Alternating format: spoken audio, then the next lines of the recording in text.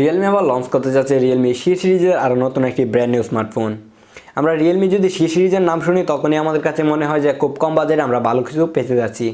এবারও তার ব্যতিক্রম করেনি। Realme এবার লঞ্চ করতে যাচ্ছে Realme C20।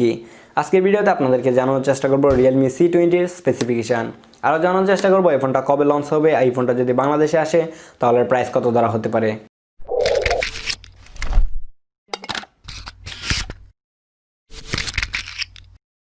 আসসালামু আলাইকুম এভরিওয়ান, আমি জাফর আহমেদ রবিন ফ্রম টেক জাফর। এই ফোনটাতে হাইলাইট করা ফিচার হিসেবে থাকছে 6.5 ইঞ্চি HD+ রেজলিউশনের একটি IPS ডিসপ্লে। এর রিয়ারে ইউজ করা হয়েছে 13 মেগাপিক্সেলের একটি dual camera setup, MediaTek Helio G35 একটি চিপসেট, 5000 mAh এর ব্যাটারি এবং এই ব্যাটারিকে চার্জ করার জন্য তারা বক্সে দিয়ে দিচ্ছে একটি 10 ওয়াটের চার্জার। এখন কথা বলবো এই ফোনটার ডিজাইন আর বিল কোয়ালিটি নিয়ে। এই ফোনের ডিজাইনের কথা যদি বলি তাহলে এই ফোনের ডিজাইনের দিকে তাকালেই আমার Narzo 20 কথা মনে পড়ে যাচ্ছে। কারণ Narzo 20 ডিজাইন আর এই ফোনের ডিজাইন মোটামুটি ধরতে পারেন সেমই। কারণ Narzo 20তে আমরা দেখেছি যে ডিজাইনের মধ্যে একটা হালকা টেক্সচার ছিল, এই ফোনটাতেও টেক্সচার আছে, বাট একটু জায়গায় চেঞ্জ আসে। সেটা হচ্ছে যে একটা ক্যামেরা কি গিয়ে একটা স্টেপ নিচে নেমেছে আর এটাতে স্পিকার ইউজ করা হয়েছে ব্যাকে, আর Narzo 20তে ছিল স্পিকার নিচে। সো এই জায়গার মধ্যে চেঞ্জ, এছাড়া আর কোনো চেঞ্জ এসেছে খুব বেশি এরকম কোনো কিছু না। ডিজাইনের কথা যদি বলি তাহলে বলবো Narzo 20-র মতোই এর ডিজাইন দেখতে। আর বিল কোয়ালিটির কথা যদি বলি তাহলে বলবো সম্পূর্ণ প্লাস্টিক বিল্ডের একটি ফোন।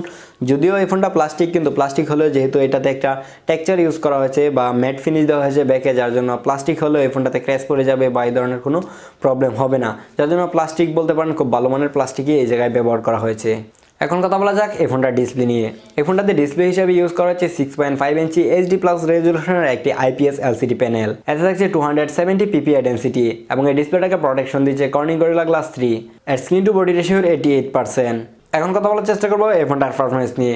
এই ফোনটাতে চিপসেট হিসেবে ইউজ করা হয়েছে মিডিয়াটেকের হিলিও G35 একটি চিপসেট এবং এই চিপসেটটি খুব এন্ট্রি লেভেলের মধ্যে খুব ভালো একটি চিপসেট বলতে পারেন।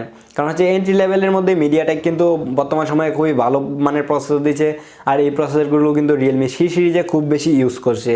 যার জন্য এই সিরিজের মধ্যে G35 যে চিপসেটটি আছে সেই চিপসেটটির পারফরমেন্স খুবই ভালো।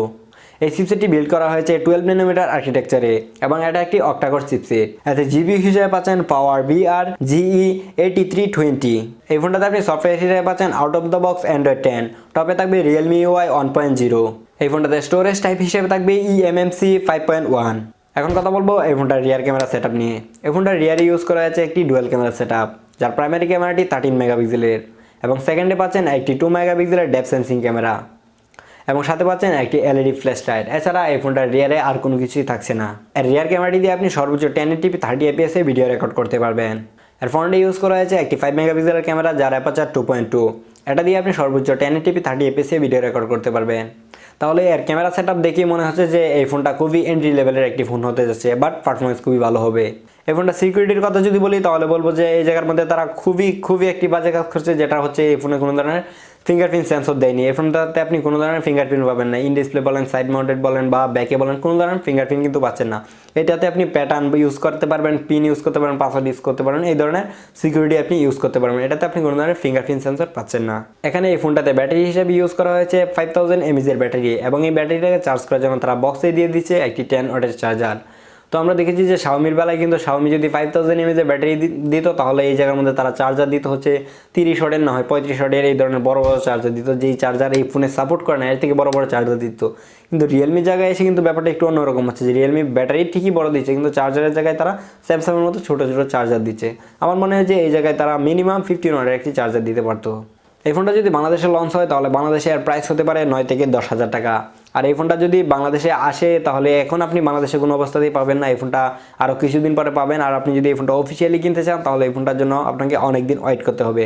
আর যদি আপনি এই ফোনটাকে আনঅফিসিয়ালি কিনতে চান তাহলে আমার মনে হয় যে 1 মাসের মধ্যে এই ফোনটা বাজারে অ্যাভেলেবেল হয়ে যাবে, তখন আপনি এই ফোনটা নিতে পারেন। তো এই ছিল আজকের আমার এই ভিডিও। আশা করি আপনার কাছে ভিডিওটা ভালো লেগেছে। যদি ভিডিওটা ভালো লাগে তাহলে ভিডিওতে লাইক দিতে পারেন, কমেন্ট করে জানাতে পারেন আপনার মতামত, আর আমার চ্যানেলে নতুন এসে থাকলে সাবস্ক্রাইব তো মাস্ট। দেখা হচ্ছে পরবর্তী ভিডিওতে। সেই পর্যন্ত ভালো থাকুন, সুস্থ থাকুন, আল্লাহ হাফেজ।